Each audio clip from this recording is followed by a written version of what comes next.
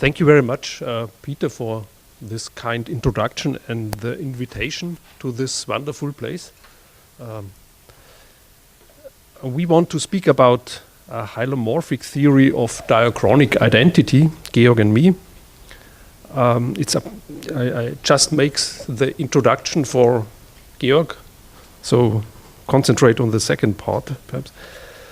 Christian philosophers in the analytic tradition are very skeptical concerning the old notion of the soul as a principle for the justification of the diachronic identity of human persons for the following reason.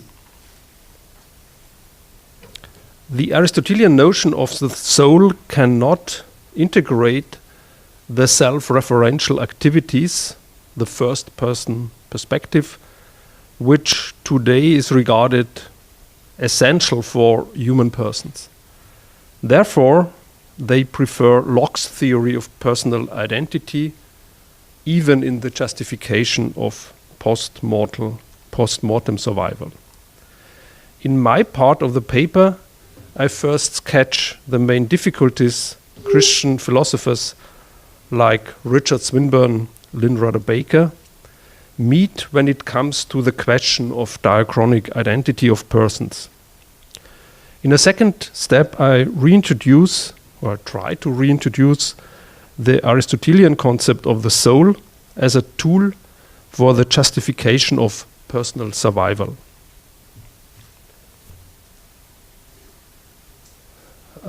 Christian philosophers like Richard Swinburne and Lynn Baker base their theory of personal identity mainly on Locke's assumptions. According to Locke, the diachronic identity of person is constituted by the cognitive capacity of self-reflection or self-consciousness. The human organism is, for Locke, of no further importance for personal identity. Consciousness alone is enough. He rejects the older notion of the soul as unclear and inaccessible to human experience. And he introduces the new concept of the self.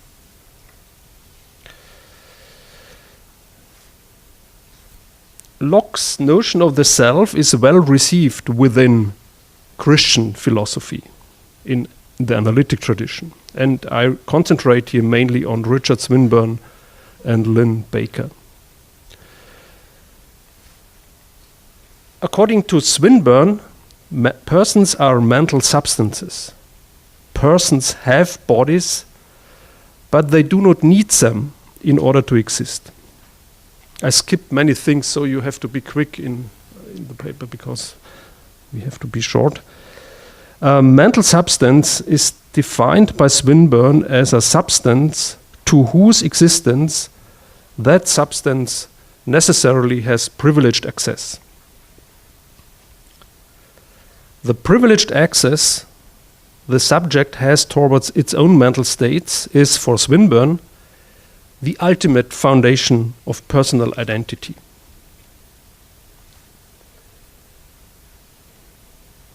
According to Swinburne, it is, now we are on page 3 already, in the middle.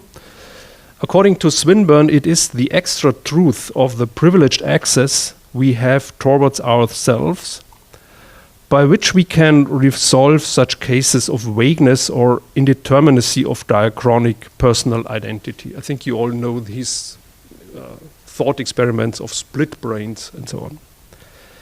And he speaks about this extra truth of personal identity, which is not a truth about what kind of mental life is connected to each brain. It is not a truth about mental properties or about what thoughts and feelings and purposes the revived person has. Rather, the extra truth, the truth about whether I have survived, is a truth about who has those thoughts and feelings. That is, in which substance those properties are instantiated. That is quotation from Swinburne. This infallible truth, which appears in self-attributions and self-references, guarantees for him diachronic personal identity and avoids vagueness, arbitrariness, or indeterminacy in identity statements. Another Christian philosopher who bases her arguments upon Locke's theory of diachronic personal identity is Lynn Rudder Baker. According to Baker, human persons and human organisms have different essential properties and therefore different identity conditions. The essential property of human organisms has to be located within the specific biological properties which are typical for human organisms, whereby the essential property of persons consists in the fact that they have a first-person perspective, first-person access towards their own mental states. Having a first-person perspective is defined by Baker as having, I quote, the ability to conceive of oneself as oneself, or as having a perspective from which one thinks of oneself as an individual facing a world as a subject distinct from everything else. The diachronic identity of human persons is preserved through the same first-person perspective, while the diachronic identity of human organisms is guaranteed through the specific living processes of the organism. I quote Baker, "In the first place, a person is defined in terms of a first-person perspective."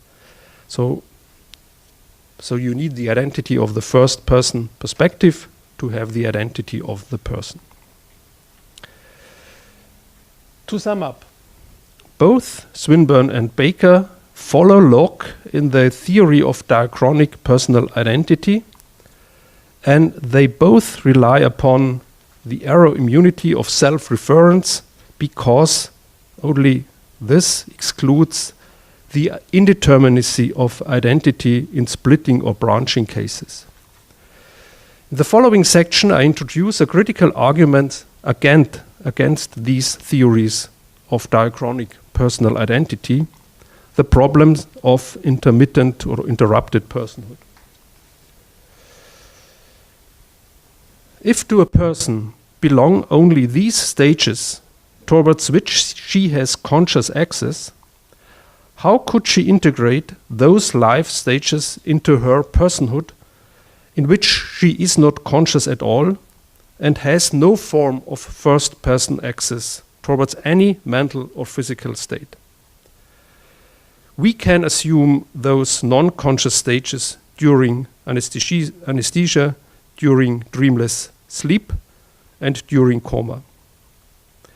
When we depart from Locke's concept of diachronic personal identity, such non-conscious stages cannot be integrated into the existence of human persons.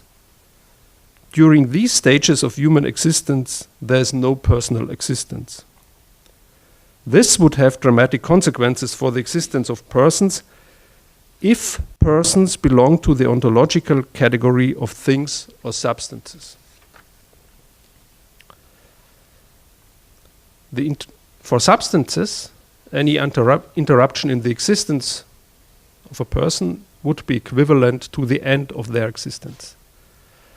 Locke does not assume substances. He does not assume that persons are substances, but Lynn Baker and Swinburne, they both assume that persons are substances. According to Swinburne, a person is a mental substance, and according to Rudder Baker, persons are basic substances. In this case, I would say persons have to meet the identity conditions of substances. They must have a continuous, non-interrupted existence. If a person ceases to exist, it cannot come again into existence as the same substance.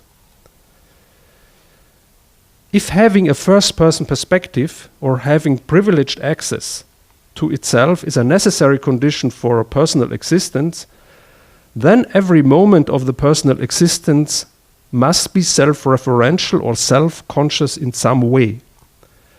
Every non-conscious period in a person's life in which that person is not engaged in any self-referential activities would be equivalent to the end of their existence. After the period of unconsciousness, another person would come into existence. And I think some philosophers assume that. Galen Strawson, for example, if successive selves notion. James, for example.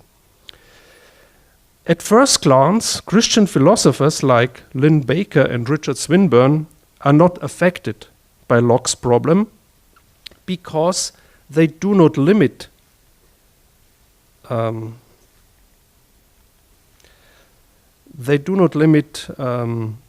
personhood to self-referential activities which actually occur. According to Lynn Baker, what makes a human person is, I quote, the capacity to have a first-person perspective. Therefore, periods of non-consciousness do not affect the existence of a person as long as this person has the capacity to engage in self-referential activities. In a similar way as Baker, Swinburne seems to avoid the problem of interrupted personhood by also assuming a capacity, I quote, for a mental life. So, in their arguments, the extension of the concept person is enlarged. Under the concept person can be subsumed not only entities which actually have a first-person perspective, but also entities which have the capacity for a first-person perspective. In this case, the basic condition for diachronic personal identity is shifted from an episode which actually occurs towards a disposition having the capacity for self-referential activities. The capacity to have a first-person perspective guarantees personal identity over time, also in those periods of our existence in which there is no self-referential activities. So we can summarize that Locke's theory of diachronic personal identity, which was originally designed to overcome the traditional concept of the soul, does not reach its goal. A concept of personal identity which relies exclusively on self-referential activities cannot justify our basic assumption of diachronic identity. For an adequate philosophical foundation of diachronic personal identity, we need a capacity for a first-person perspective which enables us to assume personal existence even in stages of non-conscious existence. In the next section, I will argue that the classical Aristotelian concept of the soul could be regarded as such a capacity. For this reason, I would like to conclude this paper by a short analysis of the explanatory advantages of the Aristotelian concept of the soul for the diachronic identity of persons. According to Aristotle, as you all know, soul is the principle of living beings. The soul is the form of the human organism as a whole, and as such makes it to be the kind of living substance it is. Now I'm at the end of page 7. In the Aristotelian Thomistic tradition, the soul plays an essential role for the explanation of mental phenomena, but its explanatory scope does not end here. biological phenomena belong to the explanandum of the soul as well. Hence, hylomorphist accounts avoid problems coming along with dualism and physical reductionism. The decisive point for our problem of uninterrupted personhood is that the reality of the soul is classified by Aristotle as a dispositional and not categorical form of reality. In De Anima, Aristotle makes it clear that the soul is actuality, I quote, in the first sense. That means that of knowledge as possessed but not employed. If the soul is the principle of the identity of an organism, it guarantees identity as a dispositional and not as a manifest reality. When applied to our problem of personal identity, the concept of the soul is able to maintain a notion of personal identity even if people's mental capacities are temporarily out of function. If the identity conditions of human persons are not dependent exclusively on a person's mind, mental diseases and so on do not affect personal identity. The Aristotelian notion of the soul could be used for a more comprehensive understanding of what it means to have a capacity for a mental life. Now let us turn to one of the major problems which render the Aristotelian notion of the soul so inaccessible for contemporary accounts of personal identity. At first glance, it seems to be impossible to locate the first-person perspective or self-consciousness, or access towards its own mental states within the Aristotelian concept of the soul. One reason for the difficulty to integrate the first-person perspective in the Aristotelian notion of the soul lies in the pure historic fact that consciousness and self-consciousness are concepts which have been designed mainly in the philosophy after Descartes. But the non-existence of the term self-consciousness or self-awareness does not imply that the content of this concept is totally alien to the Aristotelian approach.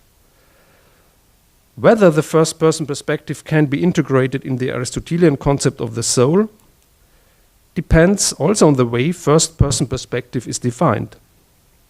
It has to be noted that all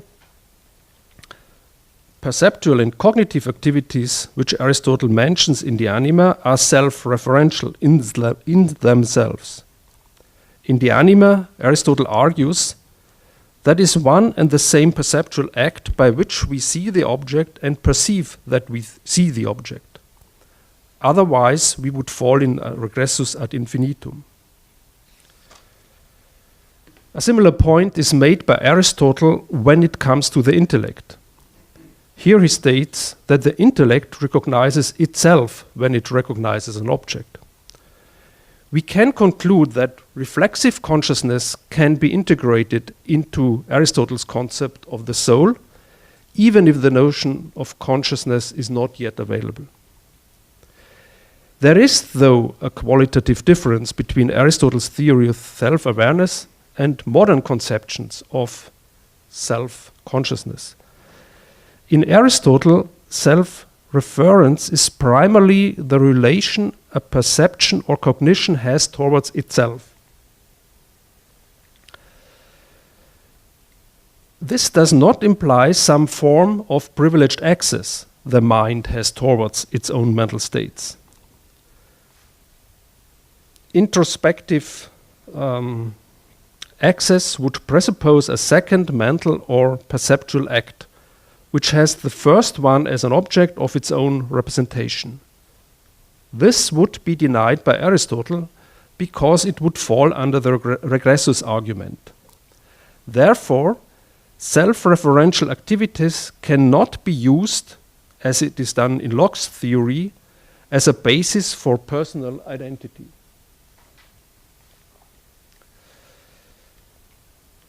According to Simpson, it is not even required that there is a unity or continuity between them.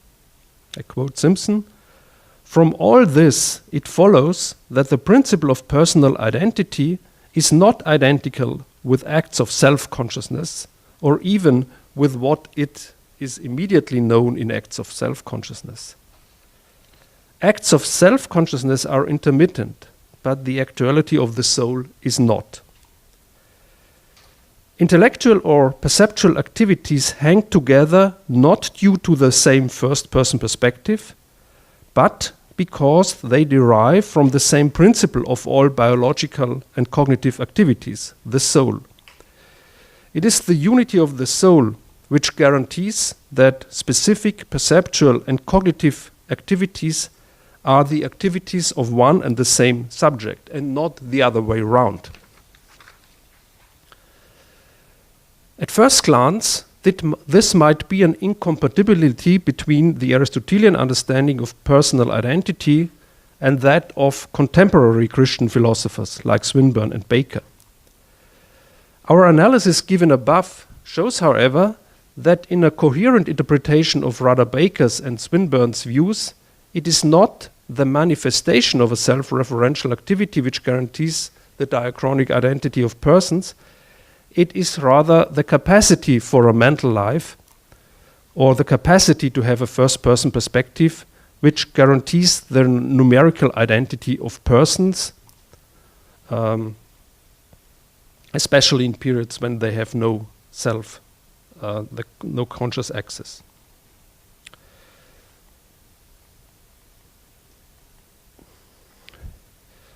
So I think I have to come to a conclusion in order to have some space for Georg. It was my aim to show that the Aristotelian notion of the soul can be used for a more comprehensive and non-dualistic understanding of what it means to have a capacity for a mental life, or a capacity for a